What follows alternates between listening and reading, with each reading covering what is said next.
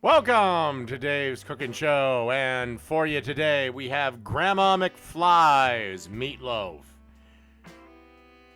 10 Dave's Cooking Show points, if anybody can tell me the reference to that. Alright, first thing we want to do is start off with 2 pounds of 80/20 ground beef. And then we want to add 2 eggs. And then we want to add a half a cup of breadcrumbs.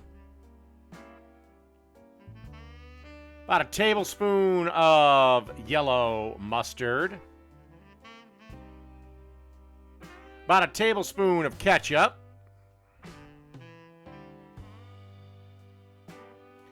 And of course, some salt and pepper. And a tablespoon of Worcestershire sauce.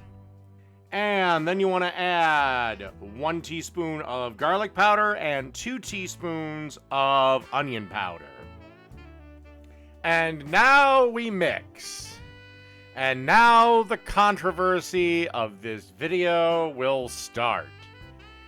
Because while you're mixing this slowly in your mixer, add 1 cup of whole milk. Slowly add 1 cup of whole milk. Trust me, I was skeptical when this step came up. But trust me, it actually works out.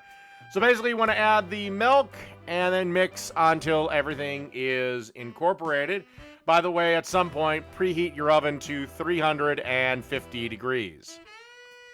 Okay, now take our big old wad of meat and kind of work it and massage it. Always a good idea to massage your meat into kind of this loaf-shaped form. I use a meatloaf pan. You can pick one up on Amazon for like 10 bucks. If for whatever reason you don't want to do that, any loaf-shaped pan will work. And you can have whatever glaze you want, but I'm just going to go with the classic. And that is ketchup. And if I didn't mention it before, you want to preheat your oven to 350 degrees. And get a little food brush here. And then you basically want to bake this for 1 hour and 20 minutes, or until it reaches 160 internally. All right, let's get this thing in the oven. Okie dokie. And through the magic of cooking show editing, 1 hour and 20 minutes has passed. And it's a good idea to let this rest for a bit before you take it out. And then before you slice it, give it about another 5 or so minutes. It still should be decently hot, especially with the mashed potatoes. Or you can always whip up some gravy. Now that you reheat it, but I wouldn't worry too much about it. Besides, cold meatloaf sandwiches are fucking delicious. Alright, so give this a minute to rest.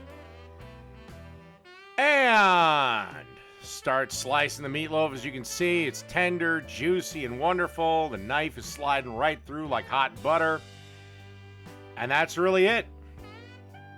That is Grandma McFly's Meatloaf. Done. Oh, and the milk really helped this. Like I said, it came out nice, fluffy, and tender.